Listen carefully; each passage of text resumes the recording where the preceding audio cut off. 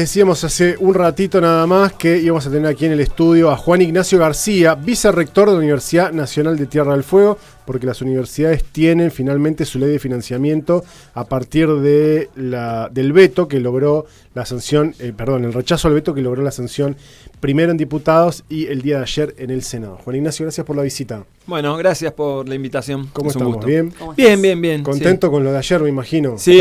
Todo el ámbito universitario, me imagino. Sí, la verdad que sí. La cuestión presupuestaria claramente es un tema central, pero además a mí por lo menos lo que me pasa con esto es que la sociedad argentina está dejando en claro lo que significa el sistema universitario, el sistema sanitario. Estas cuestiones en un país que en los últimos años viene cuestionando tanto el rol del Estado y donde cuestiones que antes parecían dadas hoy ya no lo son, que el sistema universitario siga teniendo esta percepción en la sociedad y en la política argentina, a mí me deja tranquilo porque hay cosas que se pueden mover pero otras que no, ¿no? Claro. Y eso creo que como señal es muy valiosa, habla de la sociedad argentina, insisto, ¿no? Ahí, en los últimos años, por lo menos en lo personal, los sentimientos han sido como un poco frustrantes de ver, más allá de quién toca de gobierno y te puede gustar más o menos, la sensación de que la sociedad está eligiendo una manera que te cuesta entender, ¿no? A veces. O que pasan cosas, que la política representa cosas que te cuesta entender o que parece que estamos en un país diferente al que uno creía que... Bueno, estas cosas a mí me devuelven un poco la tranquilidad. Uh-huh. Para vos hay una relación entre, porque no siempre es así, ¿no? Entre lo que votó el Congreso de la Nación y lo que está pasando en la calle en relación a las universidades. Sí, yo creo que es así. Creo que de la calle al Congreso es como se ha ido generando este acompañamiento. Eso es lo que a mí me parece que está pasando. Uh-huh.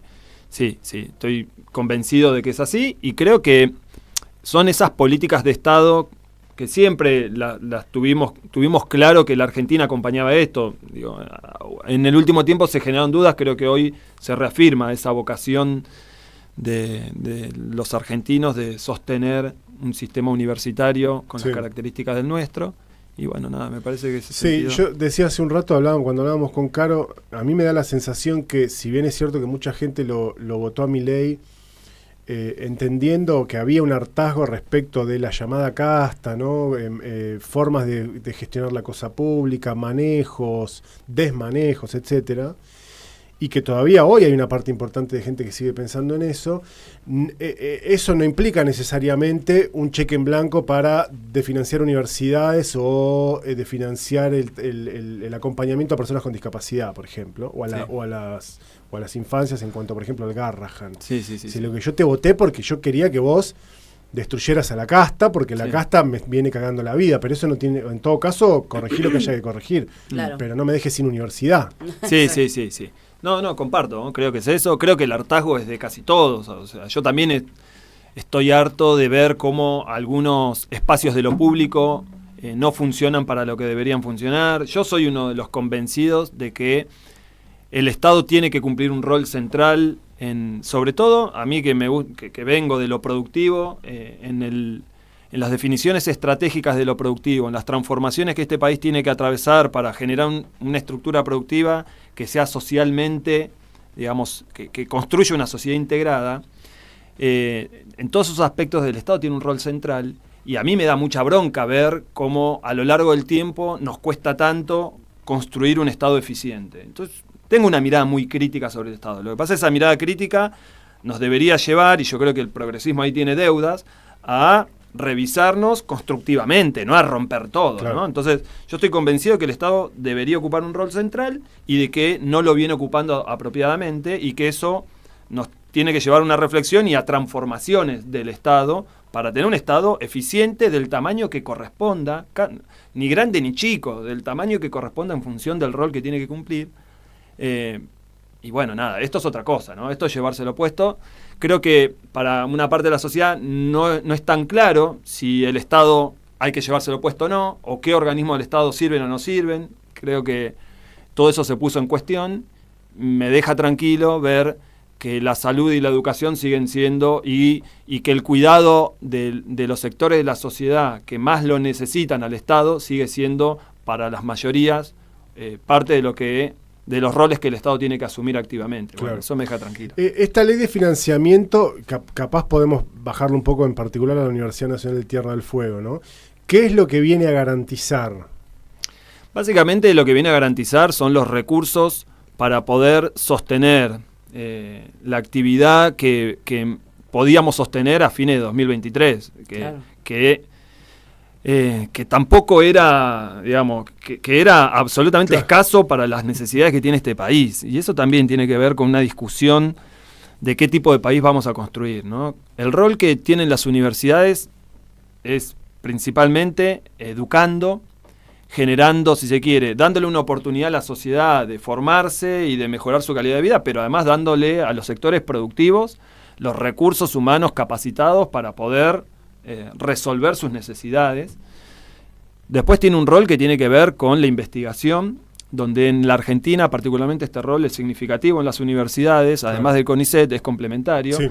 Y la extensión, que es cómo llevas eso, la extensión y la vinculación tecnológica, es cómo llevas esa investigación a la solución de problemas sociales de distinta índole. En algunos casos será generar valor económico, en otros casos es resolver problemas de la sociedad de otra índole. Sí, y hay una cosa que, permitime agregar esto, que es una opinión personal, es a veces, tal vez solo se trata de construir conocimiento.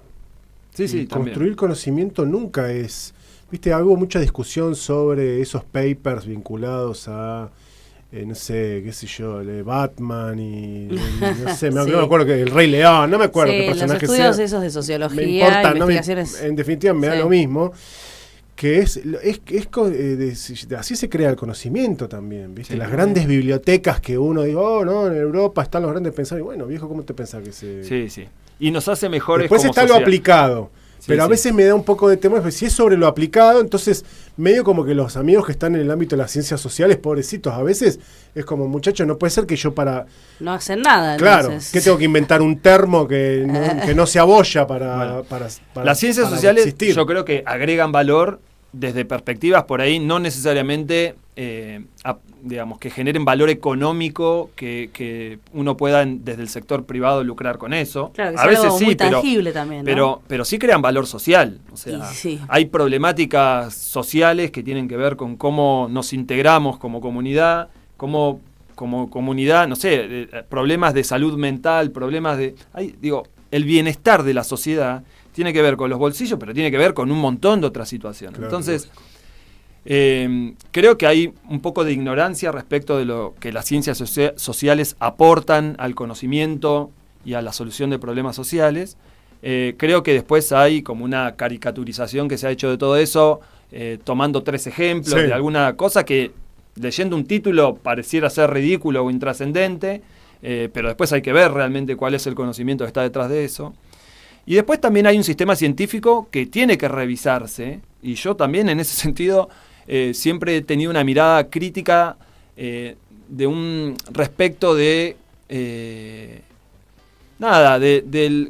yo creo que el sistema científico de algún modo tiene que, no digo rendir cuentas, pero sí ponerse en un lugar de agregar valor social. Y eso significa abordar cuestiones que tengan que ver con el territorio, como algo prioritario. A veces el conocimiento, como decías vos, el conocimiento por sí es algo valioso siempre, pero siendo un país subdesarrollado, vos tenés algunas necesidades prioritarias, y esto lo financia la sociedad, y a mí me parece que la agenda tiene que tener prioridades, Sí, está que en bien. general las tiene, no es que esto no existe. Siempre existió, o en los últimos años viene existiendo como las bajadas de fondos con cierto, no sé, Pampa Azul o lo que fuera, con líneas estratégicas. Y es como debe ser. Yo creo que en ese sentido el sistema científico hay que ir llevándolo con una mirada estratégica, financiándolo en ese sentido y generando incentivos para que eso ocurra.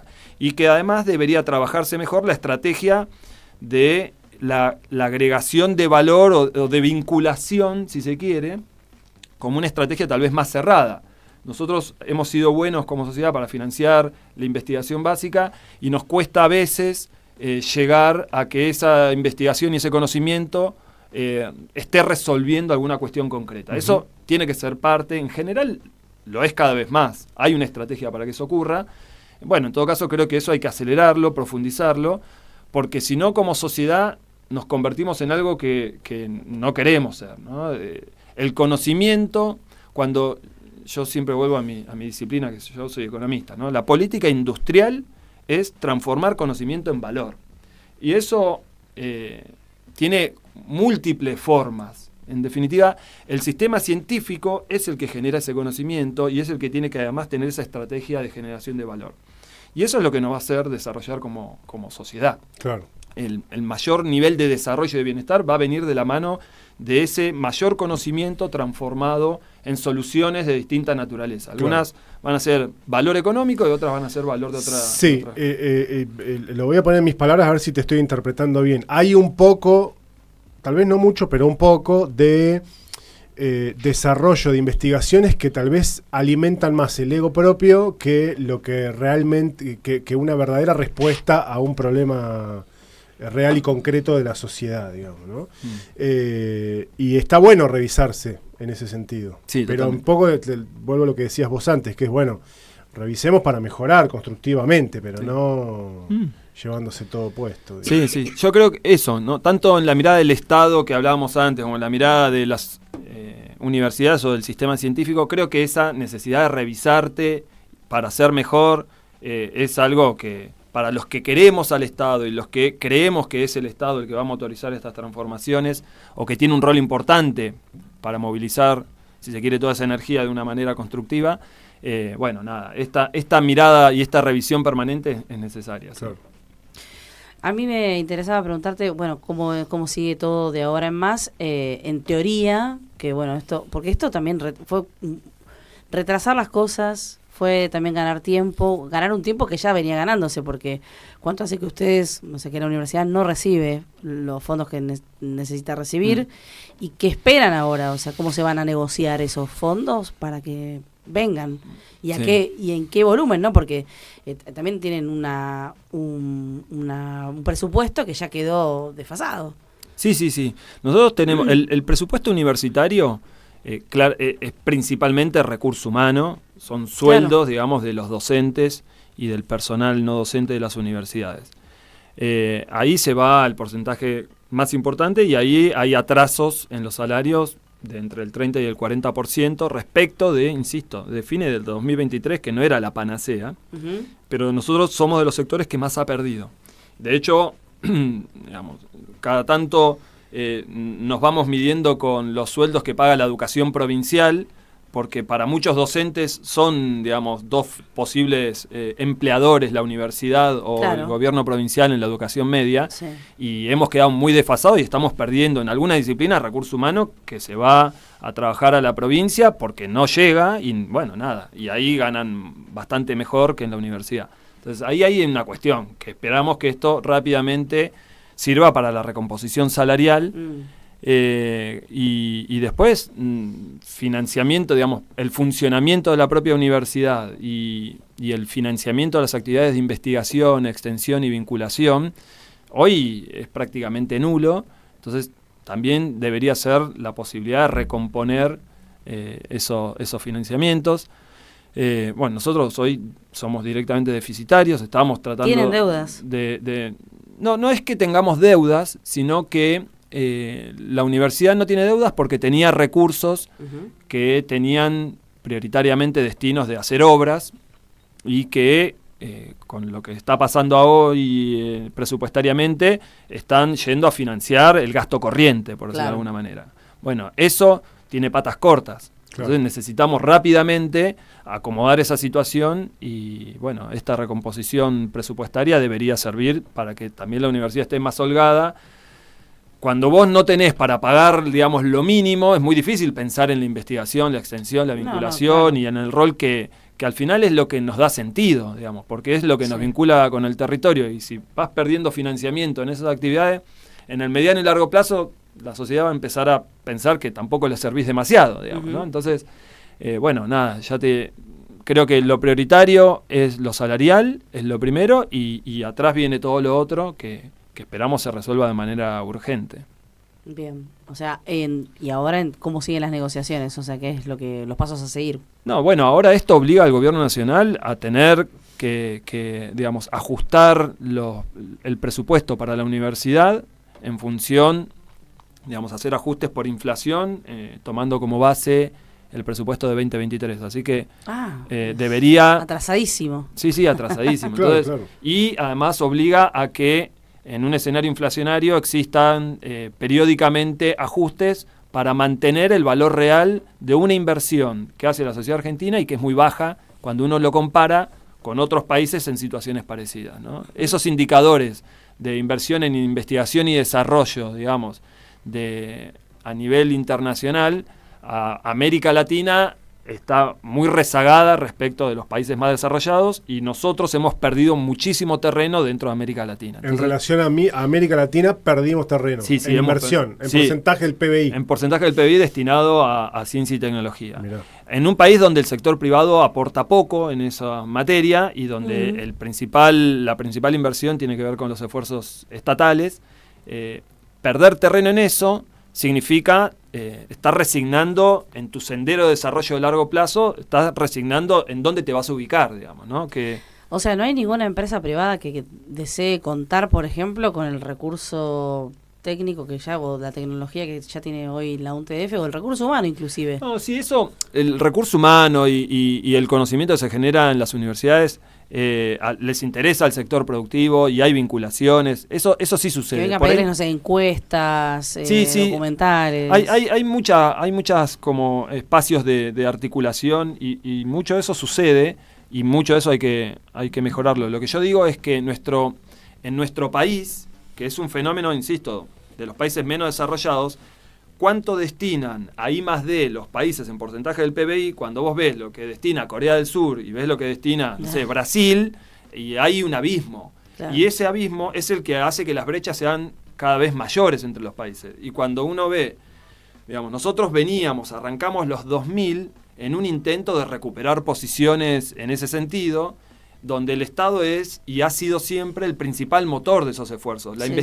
Digamos, los esfuerzos en investigación y desarrollo en Argentina existen en el sector privado, los laboratorios, digamos, hay algunos sectores económicos donde eso sucede, incluso en la industria manufacturera, metalmecánica también, hay espacios intensivos en conocimiento que invierten, pero cuando lo comparás con otros países, es muy poco. Y la proporción Estado-privado en Argentina, en América Latina, claramente es el sector estatal público tiene muchísima más relevancia que el privado. Y solo por curiosear, en Corea, que tuvo en algún momento, alguien tomó una decisión y dijo, bueno, vamos a dejar de ser un país asiático subdesarrollado para pegar el salto. Sí. ¿No tuvo un rol preponderante también el Estado en cuanto a la inversión? ¿O había un sector privado que...? Mira, ahí está buenísimo. Eso yo doy una materia que porque todos queremos ser Corea del Sur, ¿no? Pero mirá, Corea del Sur el servicio militar es obligatorio en Corea del Sur. Quiero ir avisando. Sí, bueno,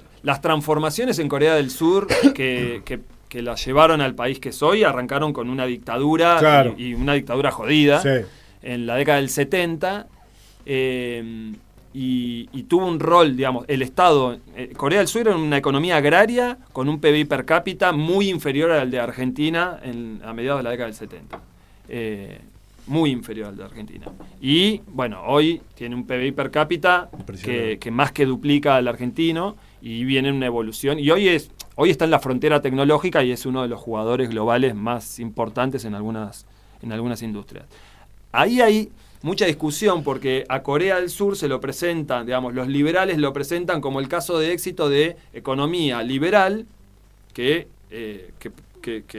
está desarrollada, digamos. Sí. Esto es un país que antes no estaba desarrollado, ahora está desarrollado y fíjense que básicamente apela a los mecanismos del mercado y no al estímulo de las políticas o al proteccionismo, si se quiere, para desarrollarse. Pero eso es hoy. Claro. El tema es que siempre te cuentan la foto, ¿no? Cuando vos ya llegaste, no necesitas al Estado. De hecho, eso es algo muy interesante que se da en Corea del Sur. El Estado tiene un rol central en todo ese proceso y a medida que el proceso se vuelve exitoso, el Estado deja de ser importante. Claro. Y hoy el presidente de Samsung es más importante que el presidente de Corea del Sur. Claro. ¿No? Claro. Eso pasa como fenómeno después de que se transformó como se transformó. Todo ese proceso de transformación tuvo muchísimo de presencia estatal, sobre todo en la estrategia de generación de conocimiento.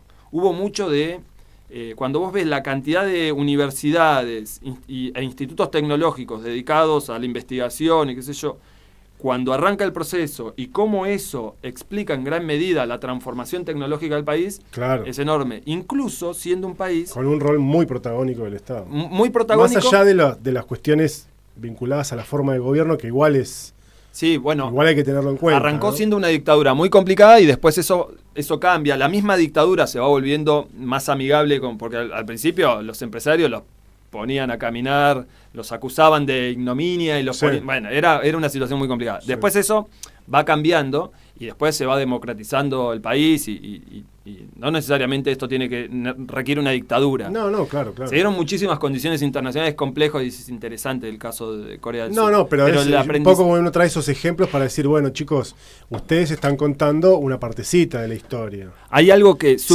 creo que tuvieron un par de años de prohibición de salida del país incluso, si no entiendo mal, justamente para que, entre otras cosas, la guita no se fuera del país. Bueno, hubo muchas regulaciones que tenían que ver con la imposibilidad de hacer inversión extranjera directa, después se abren, pero se abren regulando, después se van volviendo más flexibles. En algún momento tienen mucha... Ellos formaban recurso humano, pero no tenían sistema productivo que lo contuviera. Entonces, el recurso humano formado se iba del país, se insertaba, digamos, en el resto del mundo, en el mundo desarrollado, y después tuvieron una estrategia muy agresiva de repatriación de ese recurso humano. Claro. Entonces, después trajeron tipos recontraformados y con muchísima experiencia de los países más desarrollados a volver a su economía ya con un sistema productivo Claro, más que dinámico. lo podía insertar. Y después directamente empezaron a comprar laboratorios en los países más desarrollados porque tienen clarísimo que lo que explica su desarrollo es el conocimiento. Entonces, ellos necesitan estar en la frontera tecnológica y han tenido una estrategia muy agresiva, conducida por el Estado y donde cada vez más se fue sumando después el privado, que tiene que ver con eso, con cómo haces para construir conocimiento sofisticado y incorporarlo, digamos, y que sea funcional a tu estrategia de desarrollo. Claro. Hay algo, salvando todas las distancias, por supuesto, entre otras cosas, porque estamos hablando de una universidad joven, pequeña, de una provincia con una población pequeña, aunque territorialmente enorme, de lo que están queriendo hacer ustedes en esta gestión que lleva prácticamente meses nada más desde que asumieron. Digo, ver cómo se potencian y se asocian estratégicamente y se desarrollan cuestiones con el sector privado, con el sector industrial, productivo. Sí, bueno, sí, ahí agarrás una institución y lo primero es tratar de entenderla, ordenar, y etcétera. Y lo que fue parte, digamos, de nuestra gestión desde que arrancamos es intentar darle mucha fluidez a los vínculos con el afuera de la universidad, con los sectores productivos, con los gobiernos. Esta es una provincia chica y la verdad que es ridículo que nos estemos pisando, compitiendo por ocupar espacios cuando la verdad hay poco recurso y lo mejor es articular esfuerzos. En ese sentido hemos tenido una recepción de los municipios y del gobierno provincial excelente, y estamos laburando mucho en tratar de construir caminos de manera articulada y con el sector productivo también. Yo creo que eso es, para arrancar con los recursos que tenemos, sin tener que invertir más en alguna cuestión concreta, solamente mejorando los canales de comunicación y los vínculos, creo que estamos haciendo muchísimo. Sí. Y después estamos viendo de dónde conseguir recursos para tener laboratorios. Hoy tenemos un proyecto muy lindo que está ganando algunos premios y que está teniendo reconocimiento y que se va a patentar, que está en proceso de patentarse, que es un desarrollo de un bioinsumo que mejora la productividad del sector agropecuario en un 30% en clima frío, ¿no? Entonces es algo, un desarrollo, tricoderma, sí, está buenísimo, es un hongo que... Sí, yo vi la noticia, la publicaron en las redes de la universidad. Bueno, eso ahora necesitamos armar el laboratorio para empezar a producir, aunque sea a una escala relativamente baja. La intención es abastecer a la provincia, a los productores de la provincia, probablemente sin costo, y hacer alianzas con el sector privado, ojalá, digamos, ya estamos hablando con algunos, para poder tener un proyecto que sea productivo y que exporte. Y eso, en este caso o en cualquier otro, lo que hace la universidad, cualquier universidad cuando está en un proyecto así, que además lo patentó y todo, es vos le vendés servicios a alguien.